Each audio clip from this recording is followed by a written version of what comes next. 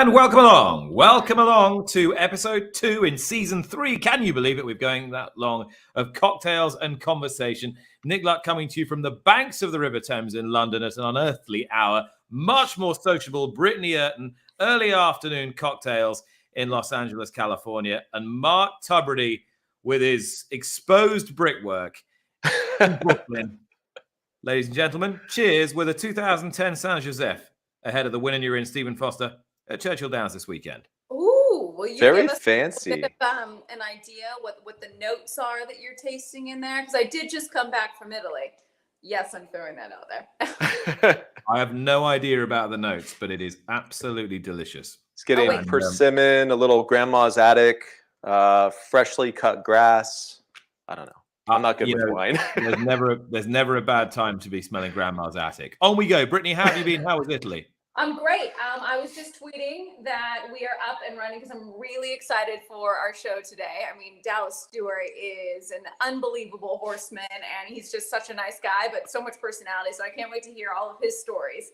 Yes, happy belated birthday to you. Why don't we start there, because that's more important. How was it? Yeah, it was lovely. I did absolutely nothing, which was frankly a perfect way of spending my birthday. Very, very lazy. Went out for a lovely meal with Laura last night. The girls really spoiled me. And yeah, it was great. I put off all the work that I was supposed to be doing and was incredibly lazy. So perfection, really. A great way of ushering in my 45th year.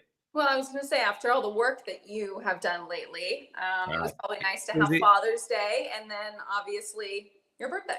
Is it work though, Britt? Is it work? I got to hang out with you for a few days at Ascot.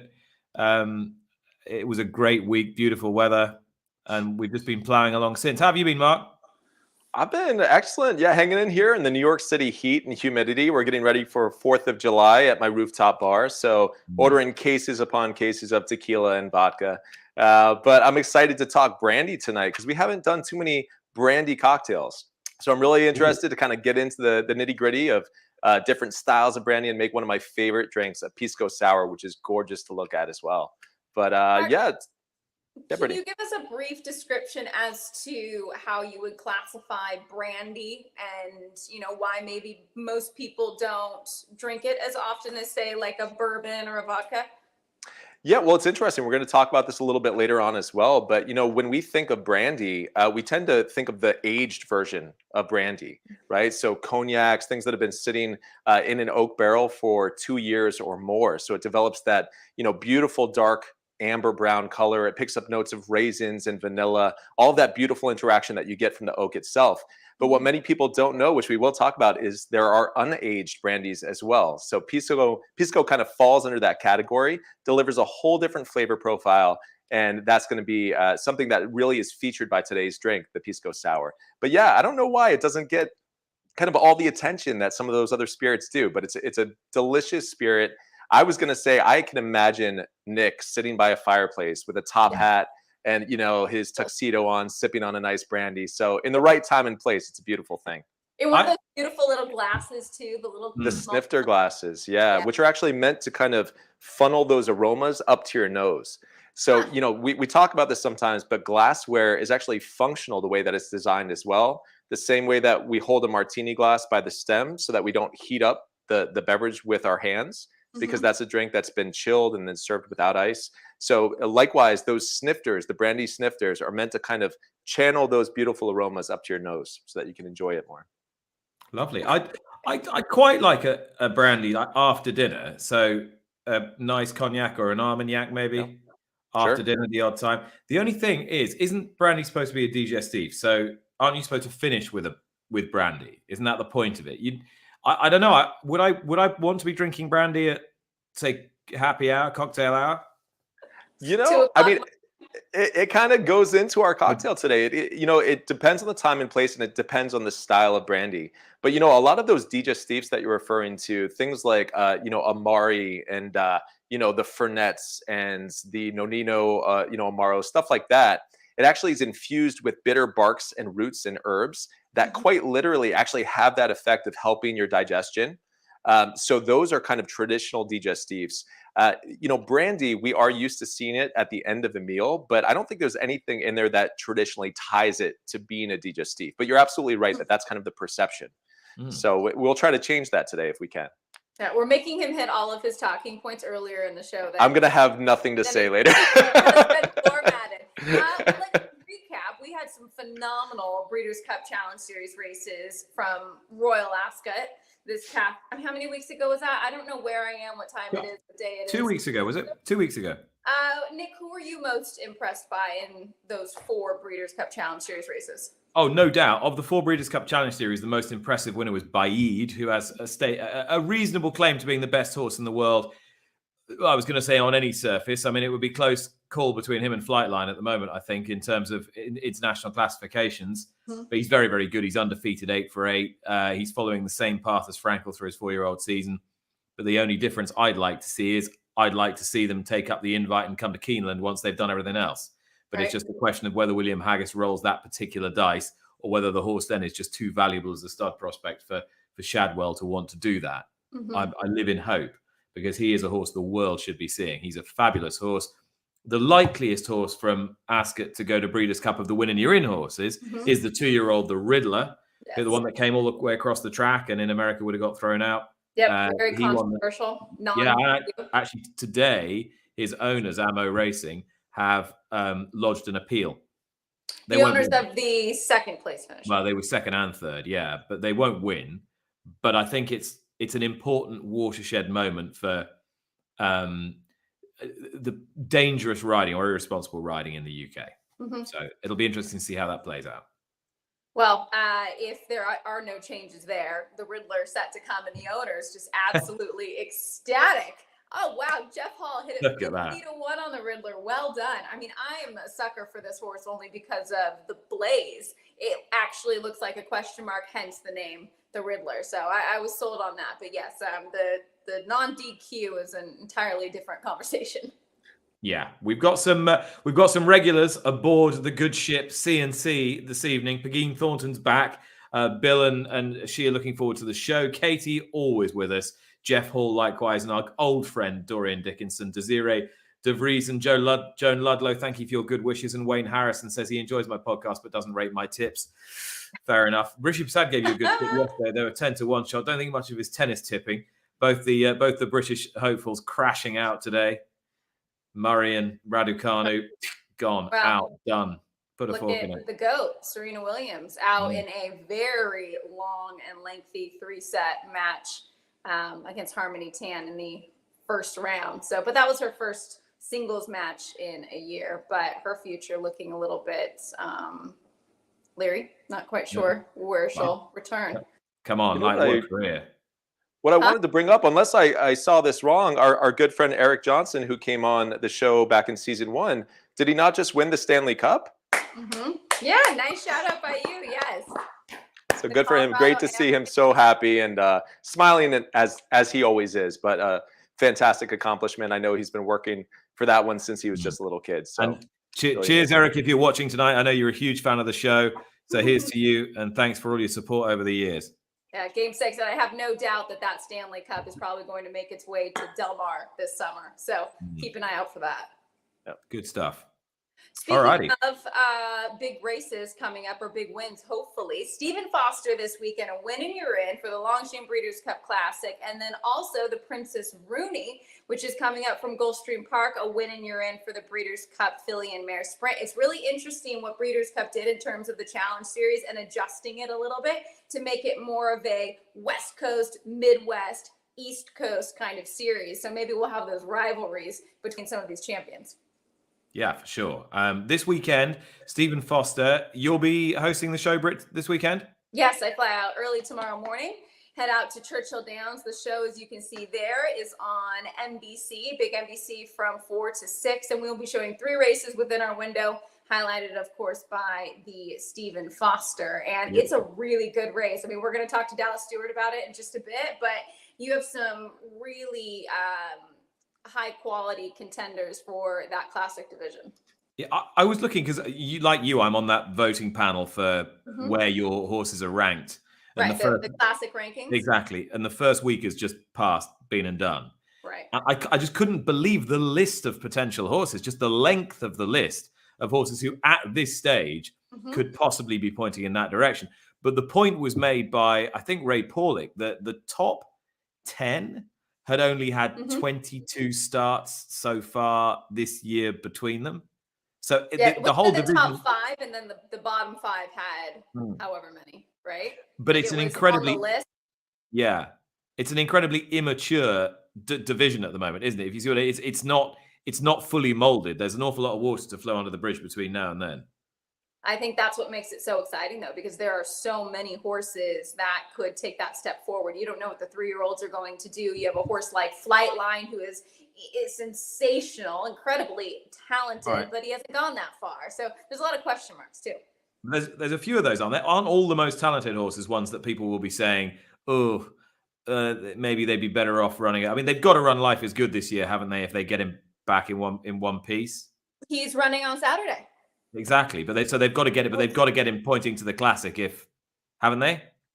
Yeah, so he's running in the Nehru, and then I think that's a preparation for the Whitney, and then pointing towards the Breeders' Cup Classic. Apologies for the big hand. I'm using my iPad because my laptop camera does not work, so it's just still getting used to it. Anyways, should we get rocking and rolling? Let's do it. All right, let's do it. You do it. You're so much better at the end. All right, this is a man who needs no introduction, but like all our guests, he's going to get one. He's won the Stephen Foster already with Macho again in 2009. He's won nearly 1,000 races with nearly $70 million in lifetime earnings. He's campaigned Breeders' Cup Distaff champions. He's very fond of horses who have the name Unbridled in their names. Unbridled Elaine, Forever Unbridled, Unbridled Forever. He's got title ready running in the Winner in Stephen Foster this weekend with Brian Hernandez, Breeders' Cup Classic winning jockey, of course, aboard. He is, of course, a man who emerged from the shadow of his great mentor, D. Wayne Lucas, with whom he was in the box when Lucas won the Kentucky Oaks. He is, of course, Dallas Stewart. Dallas, good evening, good morning, good afternoon, wherever you are. Hello, thanks for having me. Not a bit. Great to see you, Dallas. Dallas, thanks so much for joining us. Okay, so you were telling me prior to us jumping on air, you were in Louisville, Kentucky right now. Is that home base for you, or where is traditionally home most of the year? Yeah, it's pretty much here, although the winter base is in New Orleans. But, this is pretty much our established place. He told me I'm going to get good weather as soon as I fly out there tomorrow, so I hope you're right. It's beautiful today. So I was reading, you were originally from Mississippi, is that correct? Yeah, Macomb, Mississippi. So what is the horse racing world like in Mississippi? Is it? No, we left there when I was like 5 or 6, moved to New Orleans. So that's when it started in New Orleans. So do you consider yourself to be a true, New Orleans man? Is that where the heart is? Yeah, I love New Orleans. I love the food. Dallas, was there any family background in horses or in racing? No, none at all. No, not really. Actually, my grandfather had a few horses that he had bred, just riding horses. That's kind of where it started, and just started riding horses, and then kind of moved into the race horses. There were some in the neighborhood rehabbing, so we helped them out, clean stalls. They taught us how to ride. Then we went to the bush tracks. I'm sure you guys have heard of that, the match tracks, where everybody takes their horses at a little track and race them, for money and stuff. But that's the way it started for a lot of people in Louisiana. Go on, just tell me a bit more about the bush tracks, because I don't know much about it. What sort of scene would it be? Who would you get there? What sort of horses are they? Yeah, I mean, you can watch a show called what was the name of that? Let me think of it a second. With Walter Matthau. It was about Randy Romero's family. Casey's Shadow. You should watch that movie. And so it's like a Sunday event. So after church, everybody takes takes the horses to the track. Trailer them there, and you just kind of walk around. We call it a match track, and you match. Hey, you want to race your horse for $500, and they had jockeys there, a photo finish, starting gates, and we would take them all there on Sunday and race them, and take them home and train them through the week and take them back the next week. So we did that through the summer. How often did you win? I can't remember, but we won a few. I got a few win pictures. I'll show you. I got one that I'm 15 years old holding the horse.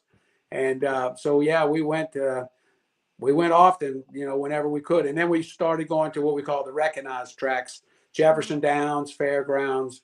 That's how it kind of started for me.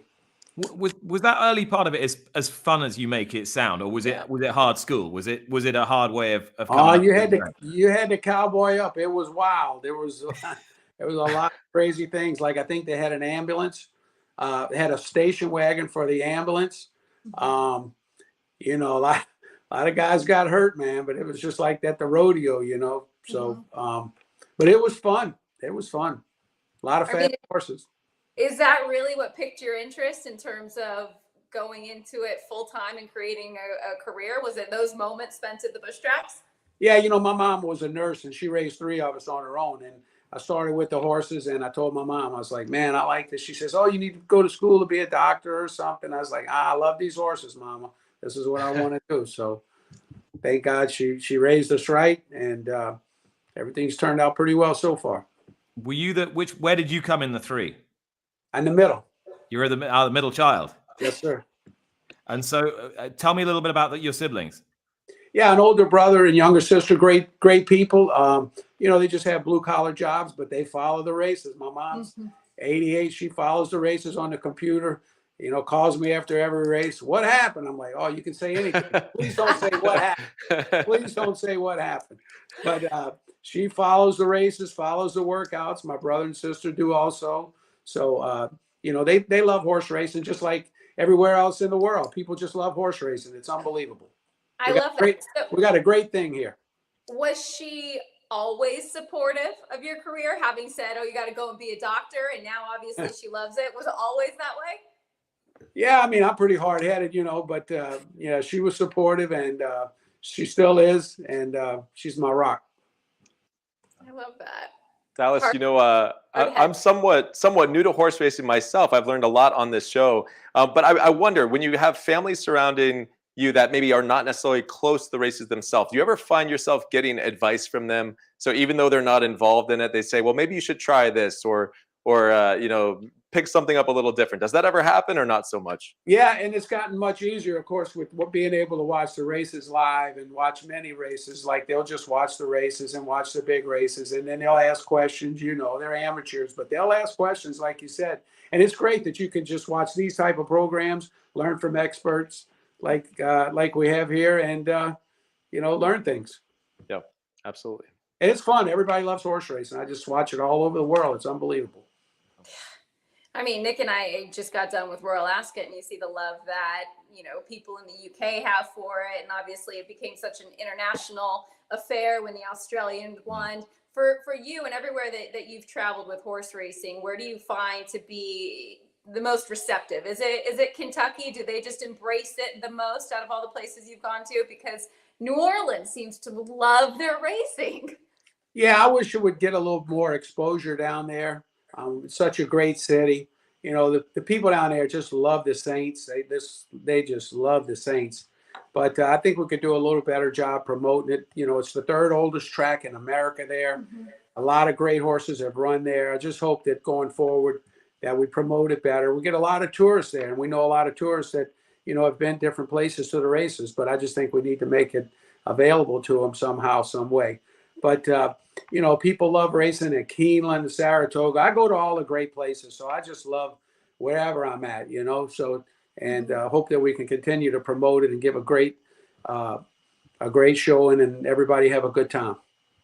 So where was the break? Where did it suddenly become clear to you that actually this was a serious career and it was starting to take off a little bit? Well, you know, I started galloping horses all through high school, and I would just drop my mom off at the hospital, go in, gallop horses for as long as I could, then go to school. And then once I finished high school, you know, I worked as a valet in the jocks room and galloped horses. I had 2 jobs, saved money, went out and bought a couple of horses in California. That was probably 84, 85. And then I met Wayne Lucas in 86 and went to work for him for about 12 years. And I'm like, I can do this. You know, I just got to get a break. And but it was fun working for him. I still love him, and we had a great time. Wait, you jumped from being a valet to California. How did that happen? Well, I saved my money and left and flew out to California and bought a couple of horses, and was working with Jerry Fanning a little bit and brought some horses back to New Orleans. That didn't work out real good. I used my own money, and then I had to go back to valeting. because I needed to make some more money. The horses didn't turn out real well. But I did win my first race in '85 with a horse that I owned myself. And then I met Randy Bradshaw that worked for Wayne Lucas, because he came down to New Orleans, and he said, "Hey, I need an exercise rider in Minnesota." So we drove all the way to Minnesota after New Orleans, and that's when it started with Wayne Lucas, 87, 86, 86. Was it one of those things with him where you just hit it off with him straight away, or were Not you? really, but I was with Randy in Minnesota, and then I was valeting actually in Minnesota, and Randy said, "Hey, I know you want to be a trainer. You should stick with this. We got great horses. You work hard." I said, "Well, let me think about it." So I said, "Okay." So we went from Minnesota to Churchill. That was in October, Keeneland in October, and then when that was '86. So when Churchill was over, I flew out to California, and I met him out there. And, it was all business, just, hey, you want to work hard? Let's go. So show up hard and work hard every morning and go from there. It's the way it was there. So what point in time when you were with Lucas was that? What did he have? I mean, what were his big horses then? Because that must have been just such a great experience to be a part of it. I believe when he was in California is what Correct. really made it. Well, I was still exercising horses, 86, 87. No. Oh. No. Started, That's right. He's coming back. I'm here. Then I was galloping Winning Colors. So Wow. I was with her out in California with Jeff. I made pretty good friends with Jeff. Bless his soul, great guy. And so she won the Santa Anita Oaks. She won the Santa Anita Derby. I wasn't galloping her at that time. But when she came to Kentucky for the Derby, she got very, very tough. And I'd already been, as I said, galloping horses since I was like 12 years old. I was 26 at the time. And so I took her over probably 10 days before the Derby and, worked with her through her career. But she was very tough. And then there was just all kind of great horses after that. We went everywhere, California, New Jersey, New York, Florida, Arkansas, Chicago, everywhere. So we just had all. Did you like all the travel? I mean, it was kind of tough, I'm still married. I was married at the time. My wife went everywhere with me. We had to live in hotels and stuff. So yeah, it was quite tough, but she stuck with me, and it's worked out pretty good. We've been married almost 41 years. Wow. That's amazing. Yeah, we've been together 44 years. Awesome. I love hearing that every day. I mean, not only because as I see with my mom and my dad, they've been married 38 years, I think. I mean, it's not easy, being married to a horse trainer. I mean, she's tough. We had to live in hotels back then. And, Wayne would say, all right, go to, but he was great. Like he would fly her there, we'd be off working somewhere. He says, hey, get your wife a flight. Come on in. He was great about all that. It was good. So my sort of abiding memory of I think I was going to say the last year, but it's probably one of my abiding memories of the last few years was trying to hover anonymously while Wayne won the Kentucky Oaks this year, and you were there right by his side when she won. That moment must have been very special for you. Just tell me a little bit about that. Well, I really loved her going into the race. I thought he did a phenomenal job training her. A lot of guys that I see when they come to Kentucky, for the Oaks or the Derby, they'll back off a little bit. They'll think they got their horse just right. Now, just remember, he ran her, and I'm a guy from the outside looking in, so, I got a clear picture of it. So he runs her in the Arkansas Derby, and she had all that trouble, but she ran pretty well. So now he's going to run her in the Oaks. And when he gets her in there, he does his basic thing. He doesn't back off.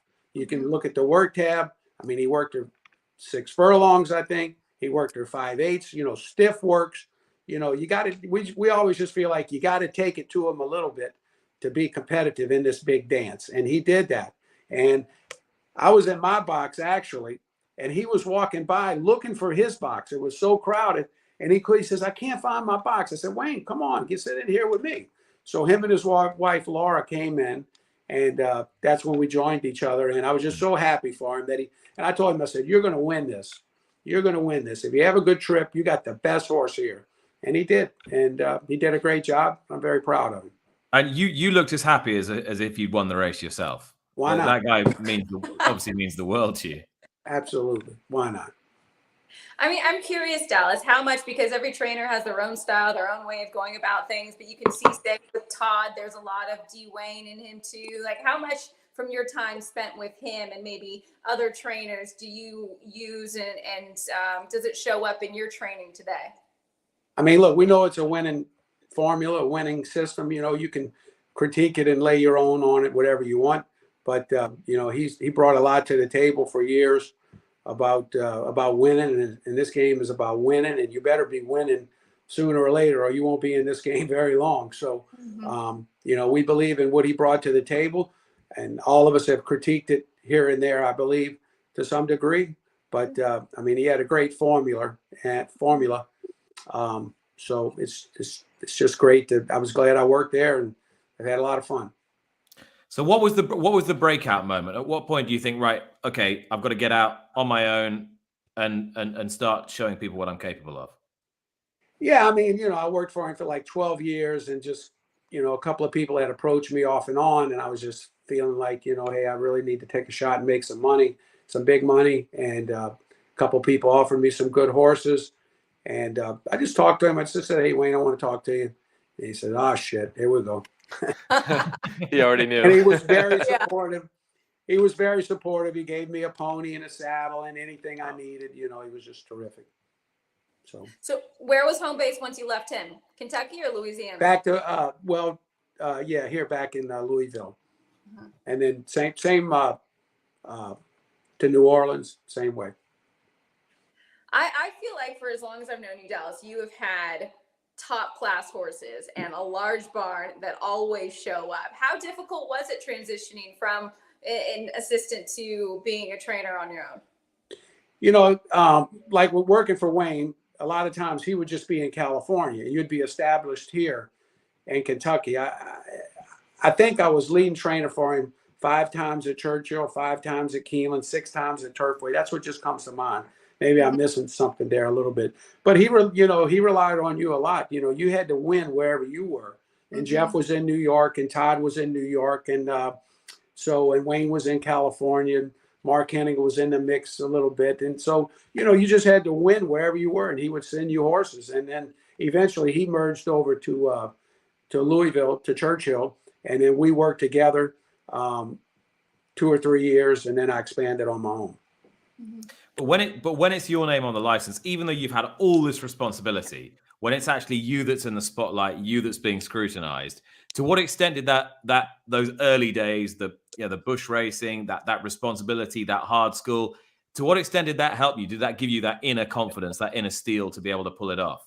Yeah, you better be ready to fight. You know, it's going to be a fight. There's nothing going to be easy, and it's not going to be pretty. And everybody that's pulling for you probably is not really pulling for you. They want to beat you, you know. So you got to get in there. And it's a fight, you know. Like I'm sure Brittany knows, her dad's a trainer. And, you know, it's a fight. You got to get in there and win, and it's about winning. That's what people want. And you got to have that good one. No, Mark, go ahead, because I'll follow it up with something. Okay, I was going to say, I mean, it sounds like you and Wayne have maintained this fantastic friendship and relationship over the years. Do you happen to remember the first time you actually met him on the track, when you had horses against one another? Maybe that's a silly question, but I mean, it might have been 2 or 3 times, and you know, in one day. It just happens all the time. So, you know, I just look down there, and there he is. You know, he wants to whip you the same way you want to whip him. It's just the way it is. You know, so. Right. And then we congratulate each other, you know. So we're still very tight, and I'm tight with Todd and Mark Henning and Randy Bradshaw. I was, you know, super tight with Jeff and Karen McLaughlin, of course. Yep. You know, I knew Karen before he went to work for Lucas. So I mean, we've all known each other a long time. Yep. There is something to be said about being competitors on the racetrack, but it truly is a family, this racing business, isn't it? Correct. Yes.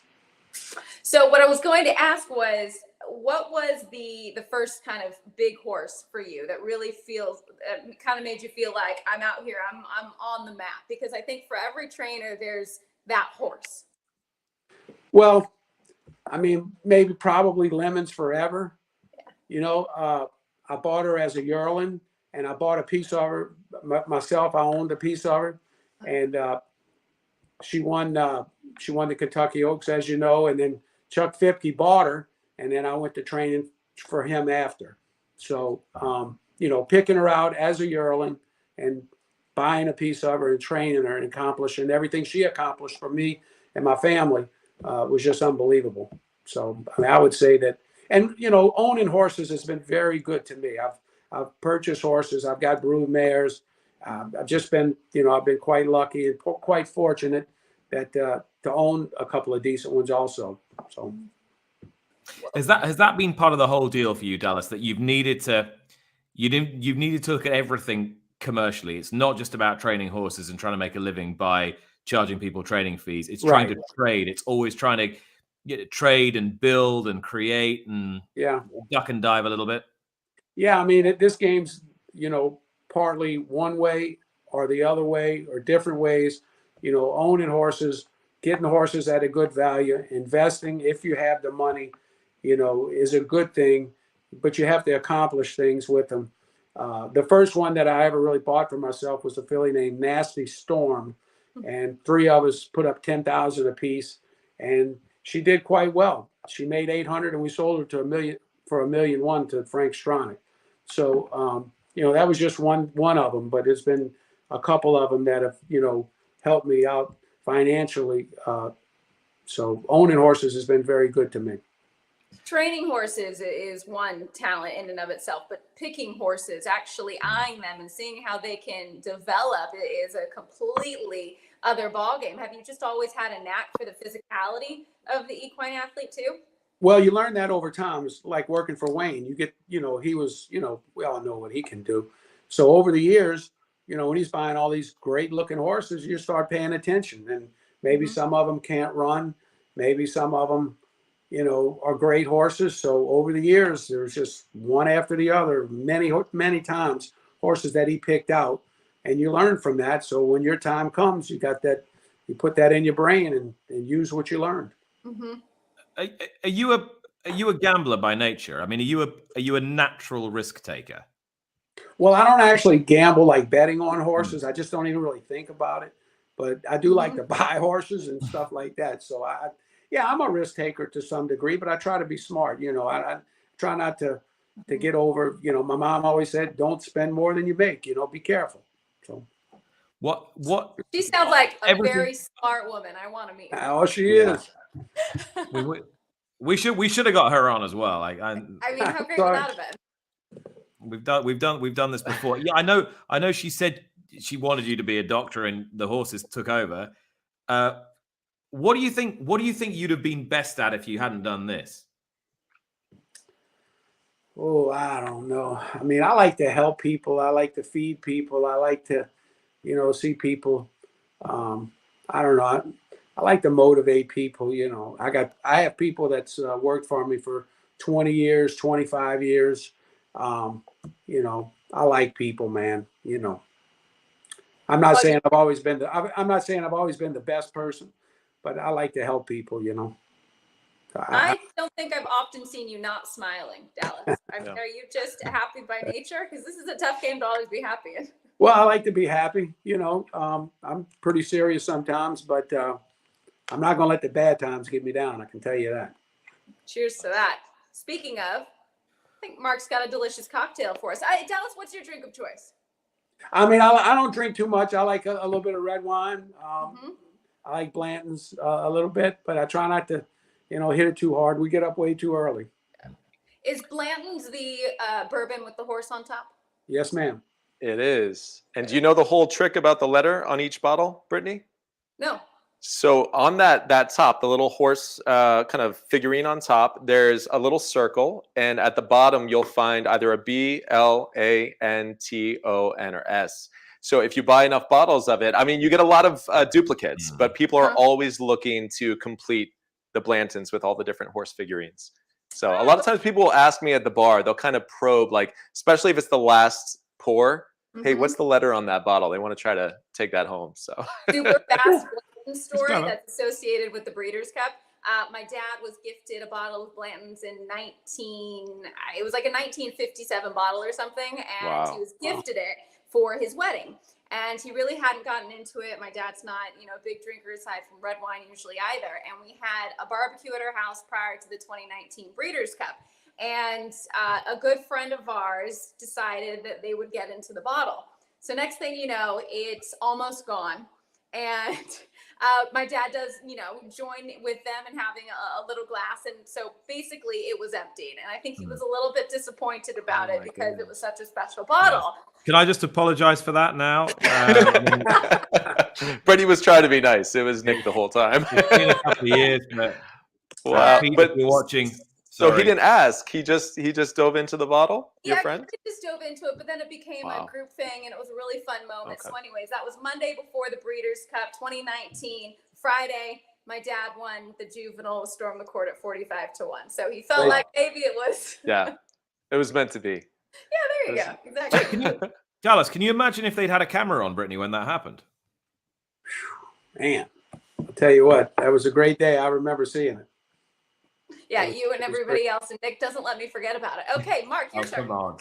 All right. Well, so Dallas, I know you're not maybe too much of a drinker, but if I asked you, and Brittany is right, I'm going to repeat some of my talking points here, but if I asked you to picture a glass of brandy, what would it look like? Maybe something like Blanton's, right? Kind of brown. Yeah, brown, right, and a kind of a funny little glass, some kind of like that, a little sniffer, kind of like that there. Yep, absolutely. And if I asked you to think of a bottle of brandy, maybe what are some brands that come to mind? Well, I don't know anything about brandy. Okay. I really don't. I don't think I've tasted it. I've maybe seen it. Oh my God. I'm going to pop a few up here. So we've got some Remy Martin. We've got some Courvoisier, Hennessy. Yeah. Yep.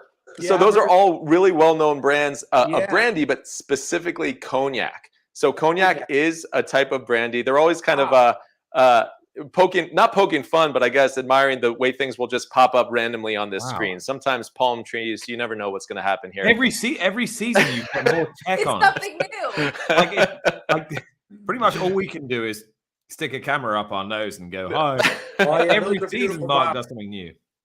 One of these days, I want to have a green screen. I want to have myself making a drink in the background. Maybe it'll happen eventually. I got to work up to it.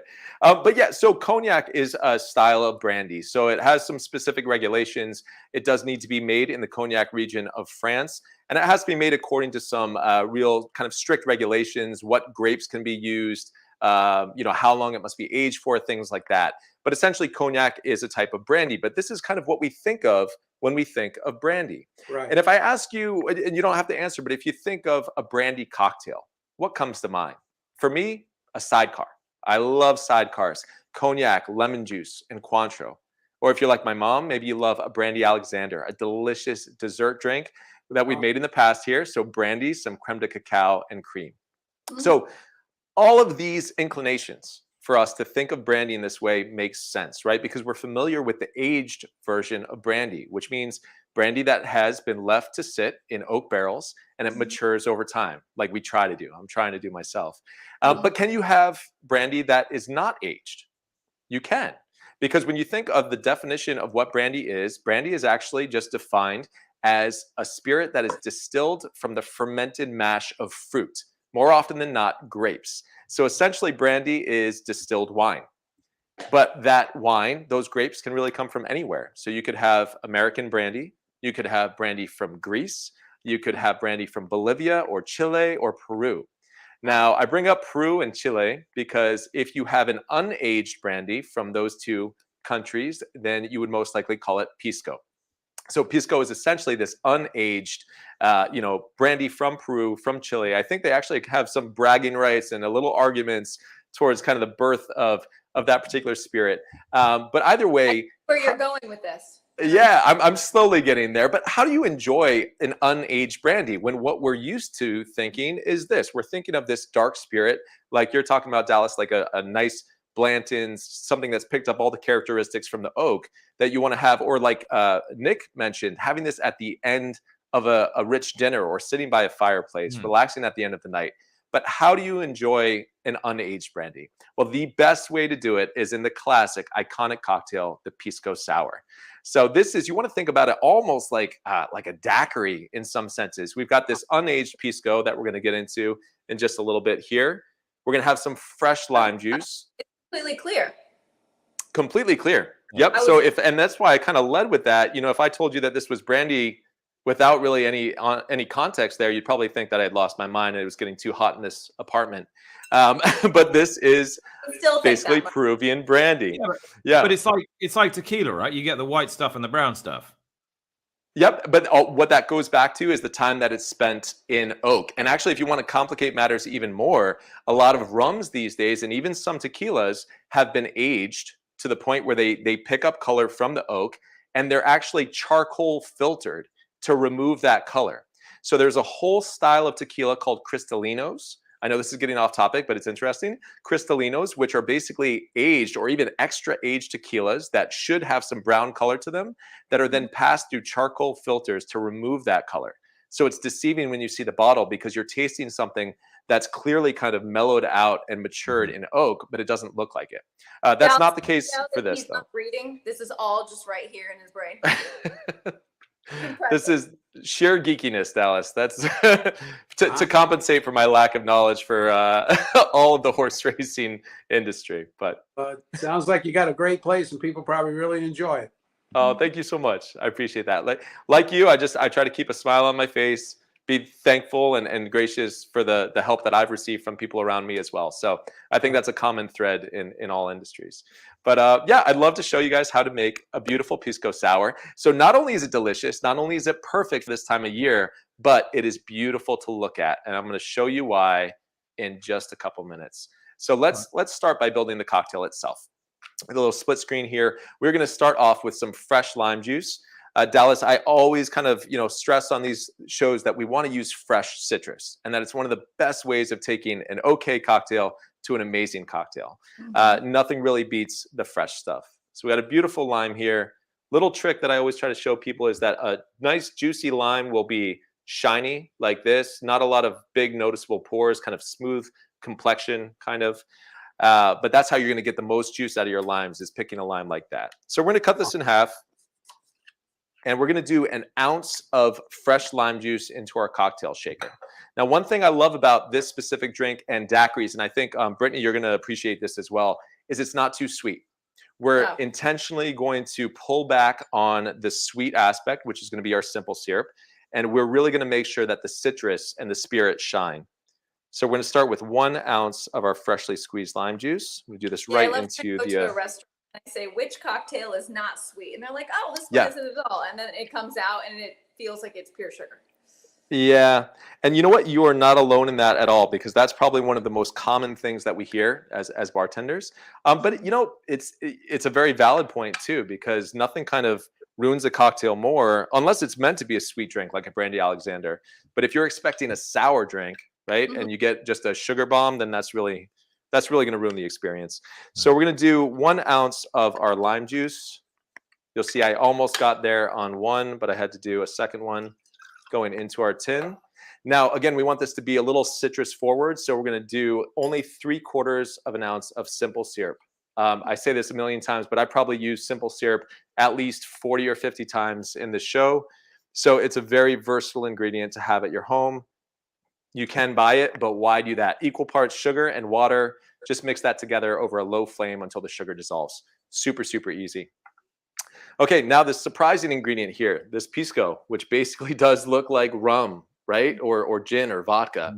Again, the main point here is that it's been distilled from the fermented grape juice. So essentially the only thing that would add color to this would be some time in a barrel, which it's not spending. So that's why it doesn't look like a nice whiskey or perhaps a cognac. So cognacs, because they're required to spend at least 2 years in an oak barrel, will always have that brown appearance. Or Pisco, not so much. Okay. Did I see egg white in this? Yes, I was just about to say, Dallas, I don't know if you're aware, but Nick also has some budding bartending aspirations, and he did try shaking an egg white one time. And if I remember correctly, it was in sort of a sippy cup, a protein shaker. I don't know. I don't know what was tried, happening. I tried. It was and failed. embarrassing. It was my last attempt at bartending on this show. It's okay. We're going to bring it back around. But yes, one freshly cracked egg white. This is going to give us a beautiful frothy texture on the top of our cocktail. For anyone that is vegan or that does not want to use an egg white, if you're, kind of, have an aversion to that, you can actually take the liquid from a can of chickpeas and strain that out. And that is called aquafaba. It has the same sort of kind of like rich protein sort of structure that once you shake it, you'll actually get the same foam on top of your cocktail. People, believe it or not, use aquafaba when making meringues for desserts, and they come out beautiful. So definitely worth giving it a try if you have that aversion to the egg whites. Now, at this point, we're going to do something called a dry shake. So in bartending, a dry shake means you're shaking without ice, and that's going to help emulsify the egg white and sort of start to develop the foam. Nick, you ready? Yeah. Ready? All right. We like a dry shake. Yes. Come on, Mark. So you only need 10 seconds. I'm going to cut Nick off. 10 seconds of the dry shake. You're going to notice you're not getting any of that sound, right? People always kind of, look at you funny when you do this at the bar because they think that you forgot one of the ingredients, the ice in there. But you'll notice that after you do this dry shake, you're going to look in the tin and you're going to see that you've already developed a beautiful foam starting to build here. You'll see that white kind of fluffiness. All right, like now the egg with the shaker. Yeah, and you know what? There's actually so I know one of our producers, Haley, is very familiar with this drink, and perhaps you too, Dallas. So Ramos Gin Fizz. It's a big New Orleans drink. No, I haven't. I might, have to try it. Ramos Gin Fizz it's a delicious drink. It has a lot going on in it. It has cream, gin, lemon juice, lime juice, egg white. For a drink like that, sometimes what you can even do is take the whisk part of this off your Hawthorne strainer and put that into the tin. And that, just like you said, Brittany, will help to act as a whisk to kind of emulsify and whip up that egg white.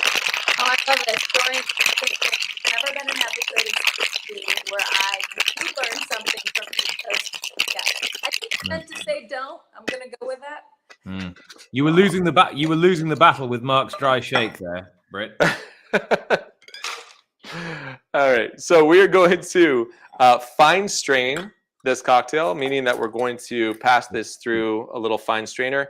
This is a great way if you're doing a drink that has muddled fruit to kind of catch all those solid particulates. In this case, it's going to create sort of a more evenly textured foam. Look at that. Which is going to be Beautiful. great. You are a clever man. Beautiful, beautiful drink here. Wow. But the most beautiful part is kind of yet to come. So what makes the Pisco Sour so iconic is that it doesn't stop at just the beautiful egg white and the bright, fresh ingredients, but it's really well known in the bartending community for having bitters on top of the foam. So bitters, which we would typically add as an ingredient for an old fashioned or a Manhattan, we're now going to put that on top of the foam. And this is interesting. I just learned this recently, is that the bitters, for those people that sometimes pick up on a little bit of a kind of maybe a noticeable aroma from the egg white, having bitters on top can help to sort of mask that aroma. I don't particularly get that from egg white drinks, but if you do, having bitters on top will sort of hide that aroma. But what we're going to look to do right here is I've got some bitters and I'm using an eyedropper, and I'm going to do 4 drops placed evenly throughout this cocktail. And now what we're going to do is we're going to take a little cocktail pick and we are going to drag through the bitters. Oh, it's like art in a cocktail. Look at that. Beautiful. Ah, it looks like The most little hearts. Yeah, full of most hearts. bars have egg whites laying around. What's that? Well, no, you just regular eggs though. If you have But I regular mean- eggs, just separate that, rock it back and forth. But do most bars have eggs? These days, yes. Some bars will have kind of pasteurized egg whites just in a carton, but it's easy enough to just go ahead and crack the egg and separate it. But one more time, I'll bring this up to the camera so that you can see those beautiful hearts That's that gorgeous. you get from the Pisco Sour. You are a clever man. Good All job. right. done. Thank you so much. It's Cheers, like- guys, to the unaged brandy cocktail here Cheers. at the Pisco Sour. And cheers to my water. It's like anything, Dallas, isn't it? You put that much care into it, you're gonna get the right result. Looks as easy as training horses. Oh my word! Yeah, I'm My sure your word. job is a lot more difficult than mine. Yeah, it's pretty hard.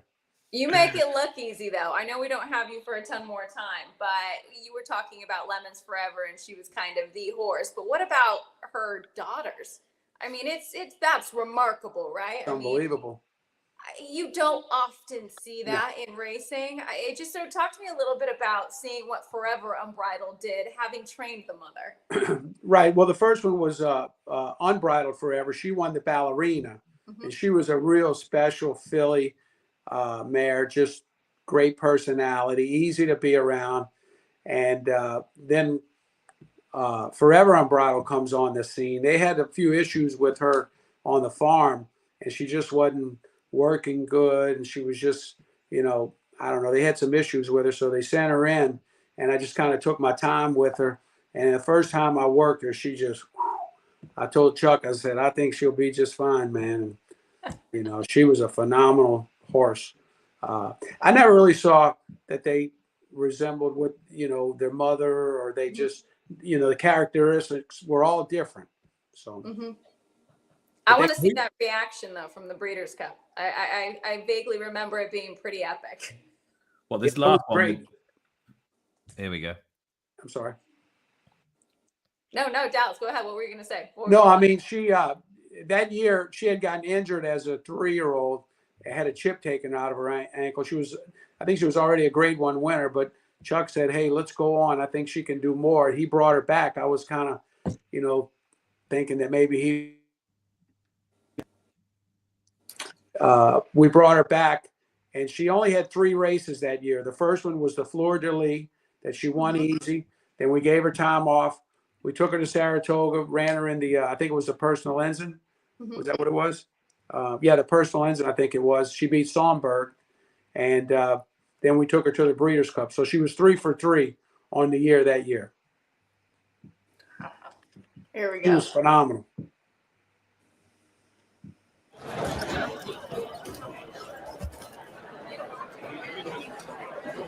How were you feeling at this moment in time? Well, you just wait for it to happen. You're ready to go.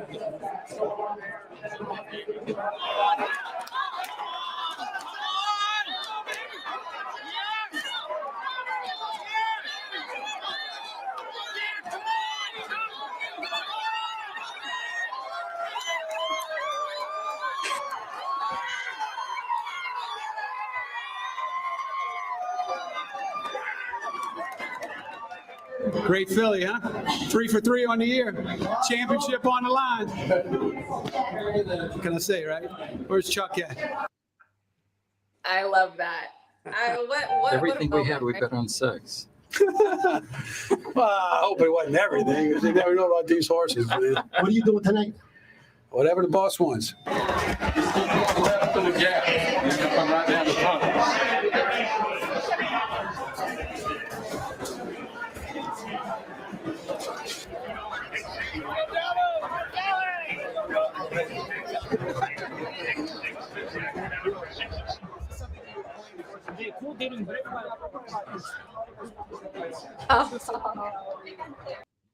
Thank you for that. Ah, great stuff. Thank you. Thanks for that. It's fun to reflect, right? I mean, how many times do you, because trainers are always looking forward. So how often do you get a chance to look back on moments? Yeah, I like mean, it's quite easy now. You can just flip it up on YouTube, so just watch a lot of them. I'd say, let's do it one more time if we can. Exactly, right? And what is it like training for Mr. Fipke? I mean, he's a great guy. He's a wild guy, but he's done a phenomenal job with his breeding. He does everything, his matings, and he puts his heart and soul into it, and he loves his horses more than anything. And you can always get a hold of him. He's not hard to reach, but he loves his horses. He wants the best for his horses. He's very competitive, and he's great to train for. I was just lucky that, he bought Lemons Forever, and I got to train these mares.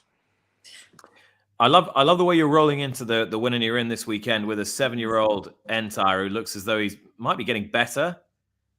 Could he be getting better? Well, he's a very, very nice horse. Like he ran good in the Alashiba. But I think he's doing very, very good. It's a tough race. We need to have a nice tactical trip. So we're just going to see. You know, it's a win and you're in. You know, Chuck, the horse has a great pedigree. He's got personal injuries in his family. So he's had a great pedigree. We're trying to make a stallion. You know, that's what we're trying to do. So hopefully the stars will align for us here. Does he get difficult to train? I mean, when they get to that age and they've still got all their bits intact, it's not dead straightforward, is it? Well, no, he is straightforward. He loves to train. You look at his work tab. He's honest on all of his works. He'll work fast. He'll work slow. He looks phenomenal. His weight is, sometimes he can get a little bit heavy. I think his weight looks really good. He looks race fit. His mind is good. He's all good right now. So we'll see. I'm not sure what the price will be on Saturday with that really competitive field, but you have gotten a reputation, and I want to know what you think about it, of running massive races with horses at big prices. Well, you just have to believe in your horse. You know, I mean, a lot of those horses that paid big numbers. I had a filly that won the Ashland. She was 50 to 1. You know, we talked about it in New Orleans. Out for a Spin was her name. So, I mean, you know, if you believe in your horse, you just have to go for it. And, you know, it's just one of these things. It's horse racing. If you got your horse doing well, you know, that's not to say that somebody's not going to outrun you. But, you know, it's horse racing. Just like going back to where we started. You know, you never knew who was going to show up in the bush tracks, but you had to run against somebody. So. And this isn't your first rodeo by any stretch of the imagination, the Stephen Foster. We're going back. What are we going back now? What are we, 2022? 13 years since Macho again. Not a humongous price, but a right. 7 or 8 to 1 shot that day with Alvarado up. Right. Great horse.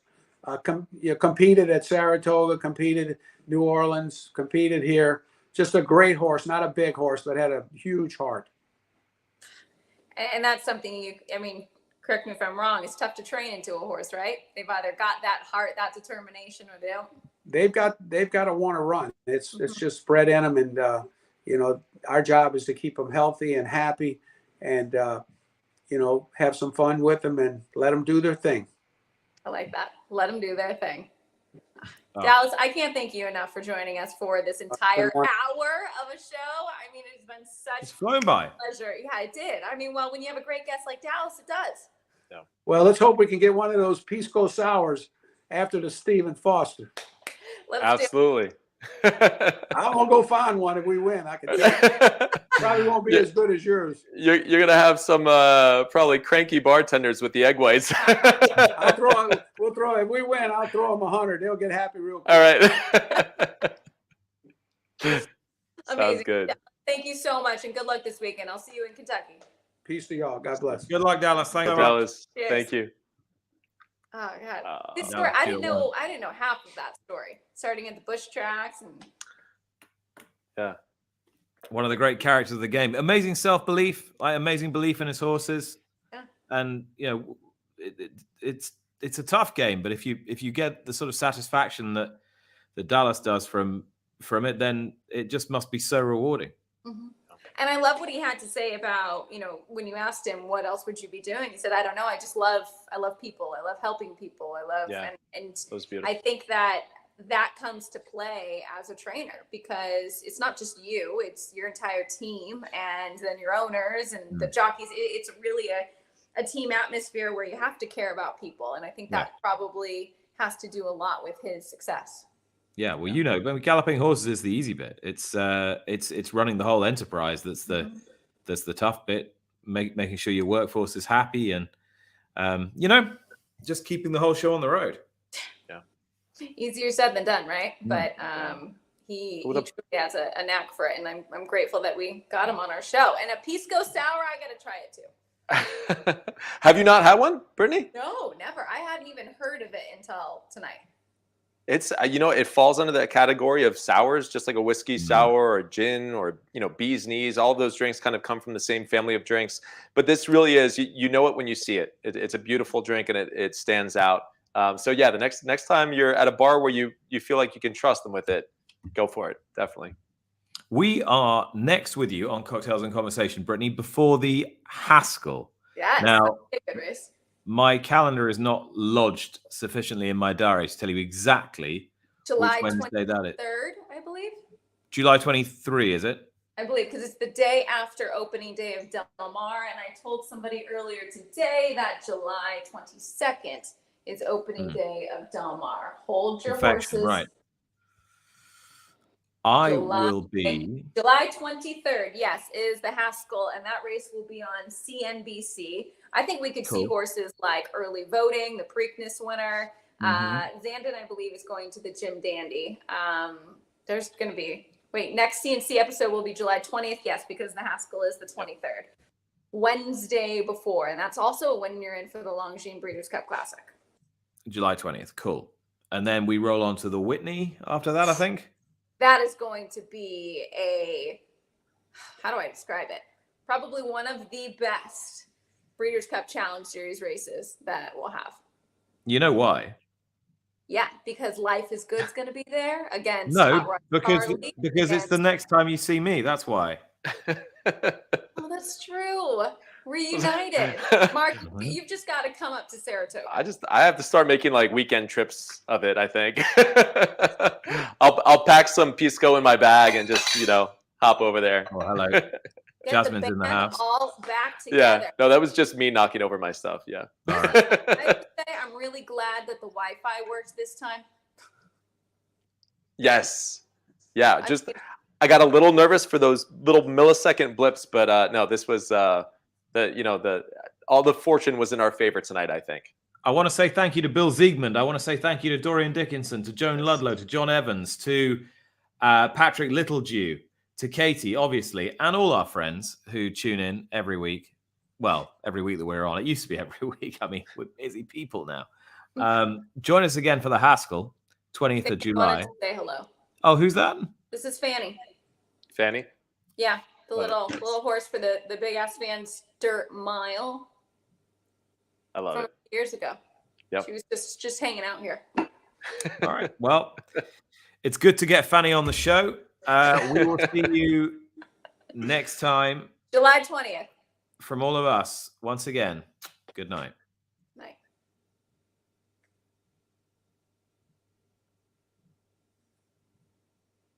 For a start, they're off in the Longines Breeders' Cup Distaff. Abel Tasman broke near the back of the field as Champagne Room comes out quickly. On the outside is Paradise Woods. And then it's Stellar Wind down toward the inside. Mopetism and Romantic Vision. Elate is right behind them as they make their way toward that first turn. Then Forever Unbridled. And Mike Smith and Abel Tasman will have to come from last in the distaff. They're a good 9 lengths off of Champagne Room, who's the early leader going around that first turn. Champagne Room on top here and in the clear by 1.5 lengths. Paradise Woods on the outside running along in second. Stellar Wind is third and tucked in as they head to the backstretch. Elate and Jose Ortiz outside of horses. They're 3 lengths behind at this stage. Mopetism follows in fifth. The break of another 2. And then comes Forever Unbridled. And now she's 5 lengths off the lead and beginning to move up outside of horses. Then Romantic Vision. Abel Tasman has been controlled so far. She just went by Romantic Vision and she's 6.5 lengths behind under Mike Smith as Champagne Room continues to lead them along up the backstretch. Paradise Woods and Ekbeck in second. Outside of those 2, Elate with a perfect run third, just outside the pacemakers. Stellar Wind coming under a ride from Victor Espinoza. And then Mopetism alongside.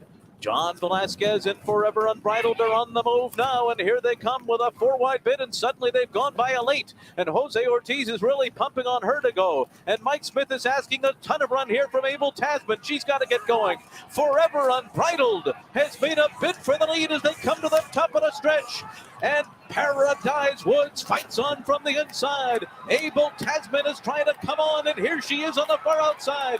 Not Elate today. It is Forever Unbridled. Abel Tasman charging, but running out of time. Forever Unbridled's going to do it. Forever Unbridled has won